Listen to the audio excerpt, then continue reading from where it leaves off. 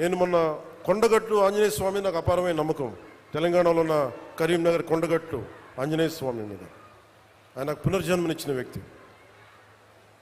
ఆయనకి అక్కడ దర్శనానికి వెళ్తే వారు అడిగింది, నాకు అక్కడ ఉన్న భక్తులు కానీ ఆలయ నిర్వాహకులు అందరూ అడిగింది, ఆంజనేయ స్వామి ఆలయంలో భక్తుల సౌకర్యార్థం 2000 మందికి సరిపడా దీక్ష విరమణ మండపం కావాలి. అక్కడ దీక్ష విరమించి వాళ్ళు టీటీడీకి వెళ్తారు, తిరుపతి దర్శనానికి వెళ్తారు, మీరు కొంత సహకారం ఇవ్వండి అంటే చాలా వెంటనే తీసుకున్నాను. దానికి వచ్చిన తర్వాత దాన్ని పర్స్యూ చేసిన తర్వాత ఈ రోజున గత 2 రోజుల క్రితం 96 గదుల సత్రం నిర్మాణానికి 35 కోట్ల 19 లక్షల వ్యయంతో టీటీడీ బోర్డు ఆమోదం తెలిపింది.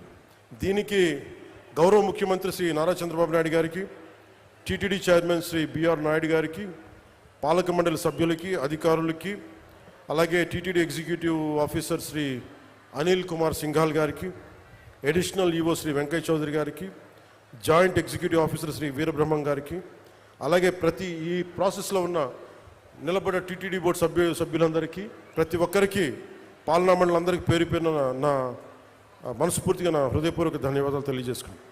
అలాగే తెలంగాణలో ఉన్న భక్తులందరికీ కూడా మీరు దీక్ష విరమణ చేసిన తర్వాత తిరుమలకు వెళ్ళి వెంకటేశ్వర ఆలయం మీ దర్శనం మరింత సౌకర్యార్థంగా ఉండాలని మనస్ఫూర్తిగా కోరుకుంటూ, ఎందుకు అంటే ఇంకొకటి, కొంతమంది సామాజిక మాధ్యమాల్లో ఆంధ్ర డబ్బు మీకెందుకురా అని చెప్పి మాట్లాడుతూ ఉన్నారు.